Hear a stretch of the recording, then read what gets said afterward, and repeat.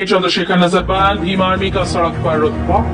प्रयागराज के गढ़छना के सोचा गांव में रविवार को भीम आर्मी कार्यकर्ताओं ने हिंसा की। 13 अप्रैल को युवक की हत्या के बाद सांसद चंद्रशेखर आजाद पीड़ित परिवार से मिलने आए, लेकिन प्रशासन ने उन्हें रोक दिया। नाराज कार्यकर्ताओं ने गढ़छना कुहड़ार मार्ग पर पुलिस की 4 गाड़ियों, एक बस और कई निजी वाहनों में तोड़फोड़ की।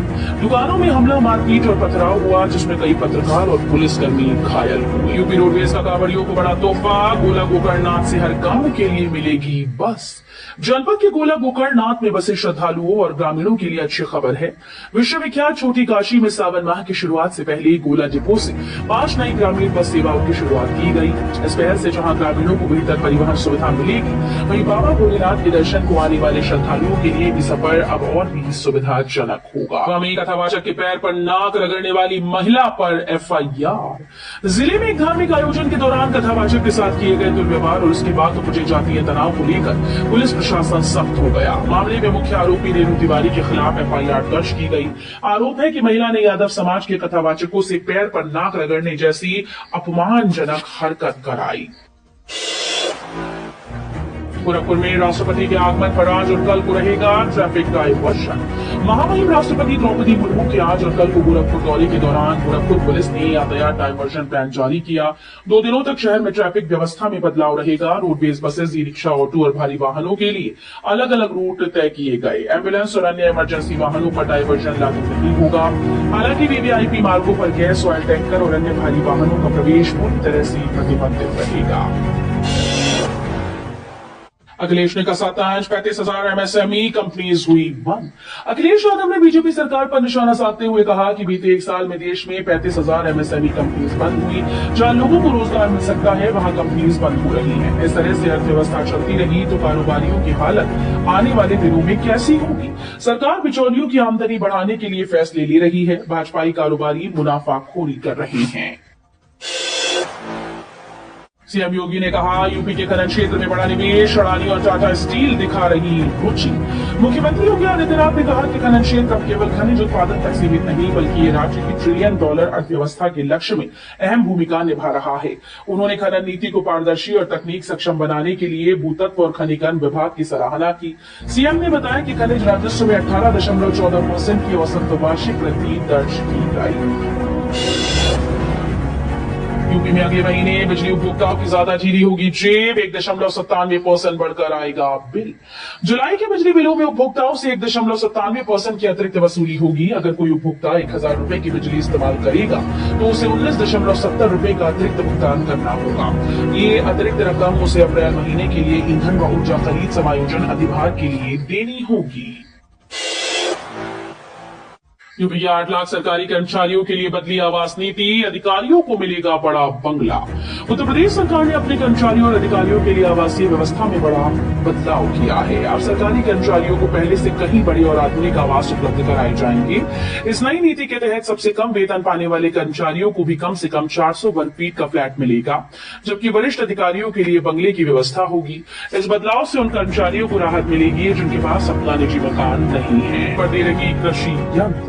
यूपी के योगी आदित्यनाथ सरकार उत्पादकता बढ़ाने और किसानों पर बोझ कम करने के लिए कृषि ड्रोन और मशीनरी की खरीद पर सब्सिडी दे रही है।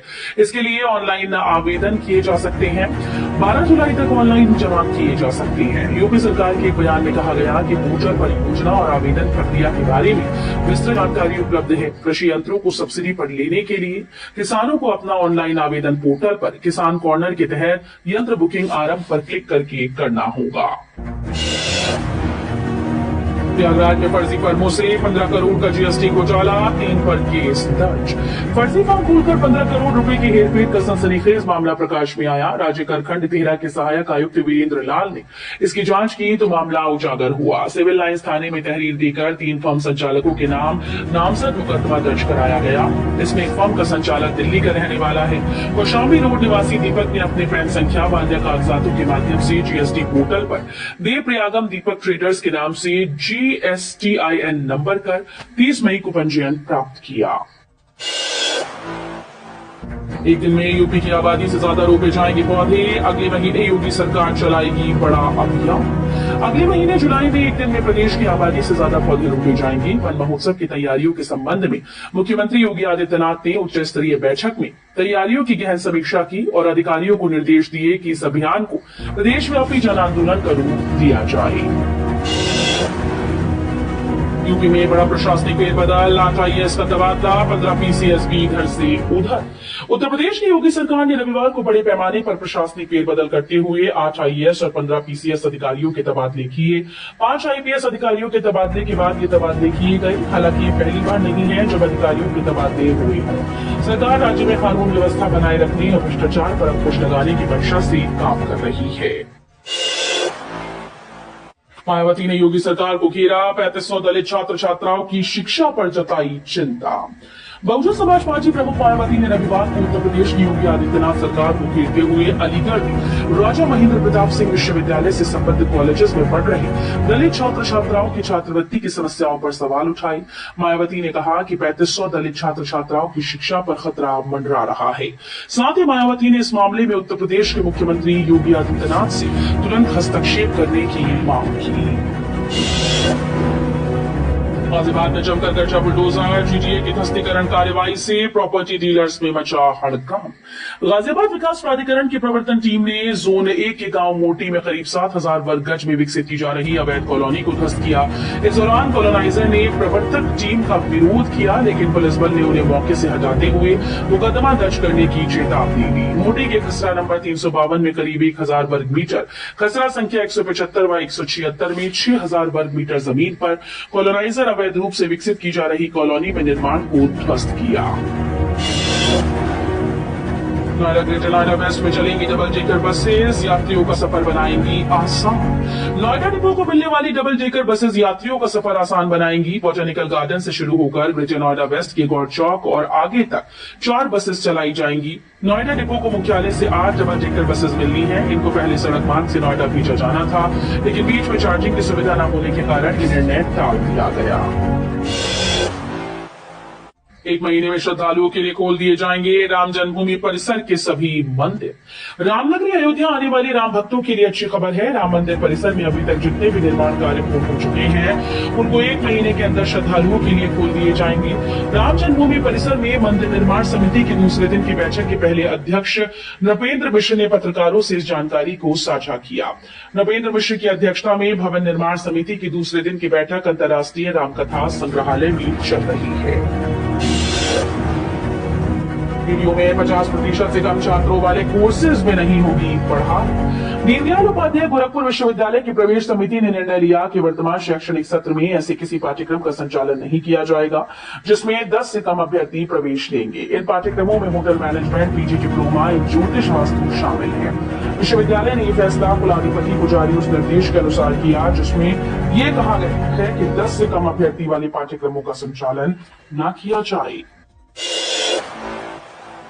आज संगम स्टेशन से शुरू होगी 7 ज्योतिर्लिंग की यात्रा, अभी करें आवेदन। 7 ज्योतिर्लिंग की धार्मिक यात्रा आज 30 जून से शुरू होने जा रही है। ये यात्रा ट्रेन के जरिए होगी और प्रयागराज संगम रेलवे स्टेशन से यात्री ट्रेन में बैठ सकेंगे। अभी इस ट्रेन में सीटें खाली हैं और यात्री अपना पैकेज बुक कराकर यात्रा का आत्मिक आनंद उठा पाएंगी। नोएडा का दलित प्रेरणा स्थल होगा और भी भव्य, सौंदर्यीकरण पर खर्च होंगे 15 करोड़। नोएडा के सेक्टर 95 स्थित राष्ट्रीय दलित प्रेरणा स्थल अब और भी भव्य रूप में नजर आएगा। इस ऐतिहासिक स्थल का सौंदर्यीकरण करीब 15 करोड़ रुपए की लागत से किया जा रहा है, जिसे 4 चरणों में वर्ष 2026 तक पूरा करने का लक्ष्य है। इस काम के तहत मुख्य गुंबद की मरम्मत, मूर्तियों की पॉलिशिंग और मरम्मत, उद्यान का नवीनीकरण और आधुनिक प्रकाश व्यवस्था जैसे कार्य शामिल हैं। नदी के जलग्रहण क्षेत्र में अवैध खनन बर्दाश्त नहीं, जिम्मेदार अफसर नपेंगे। मुख्यमंत्री योगी आदित्यनाथ ने निर्देश दिए हैं कि नदी कैचमेंट खनन पूरी तरह से प्रतिबंधित रखा जाए। अगर कहीं से शिकायत पाई गई तो जिम्मेदार अधिकारियों के खिलाफ कड़ी कार्रवाई की जाएगी। मुख्यमंत्री ने निर्देश दिए कि खनन की कार्यवाही 15 अक्टूबर से शुरू की जाए और इस बारे में सभी कार्यवाही मानसून में ही पूरी कर ली जाए। राजस्थान यूपी बॉर्डर पर बड़ा हादसा। राजस्थान और उत्तर प्रदेश की सीमा पर स्थित भरतपुर में रविवार सुबह एक दुर्घटना में आगरा के फतेहपुर सीकरी के उद्दू गांव के एक ही परिवार के 4 सदस्यों की मिट्टी के नीचे दबकर मौत हो गई। 2 अन्य गंभीर रूप से घायल हैं। यह हादसा तब हुआ जब परिवार चंबल प्रोजेक्ट की पाइपलाइन खुदाई स्थल से अपने घरों की लिपाई के लिए मिट्टी लेने गया था। मौके पर प्रशासनिक अधिकारी और रेस्क्यू टीम्स पहुंची।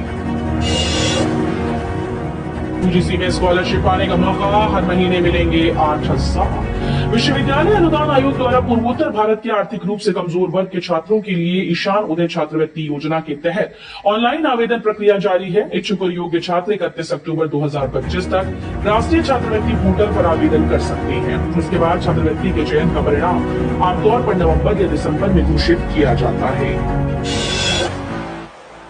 काशी के ऐतिहासिक स्थलों पर लाइट एंड साउंड शो, सांस्कृतिक विरासत को तकनीकी से मिलेगा नया आयाम। काशी के ऐतिहासिक और सांस्कृतिक धरोहरों के संरक्षण और संवर्धन को लेकर उत्तर प्रदेश सरकार ने कमर कस ली है। प्रदेश के स्टैंप और न्यायालय पंजीयन शुल्क राज्य मंत्री रविंद्र जायसवाल ने सर्किट हाउस में अधिकारियों के साथ बैठक की। उन्होंने कहा कि काशी की समृद्ध सांस्कृतिक विरासत को न केवल संरक्षित किया जाएगा बल्कि आधुनिक तकनीक के माध्यम से उसका व्यापक प्रचार प्रसार भी किया जाएगा। तत्काल टिकट को लेकर 1 तारीख से बदल जाएगा नियम। 1 जुलाई 2025 से IRCTC की वेबसाइट और ऐप पर तत्काल टिकट बुकिंग के लिए आधार कार्ड से पहचान अनिवार्य होगी। इसके लिए आधार नंबर को IRCTC प्रोफाइल से लिंक और वेरीफाई करना होगा। इसके अलावा 15 जुलाई 2025 से ऑनलाइन तत्काल टिकट बुकिंग के लिए आधार OTP वेरिफिकेशन भी जरूरी होगा।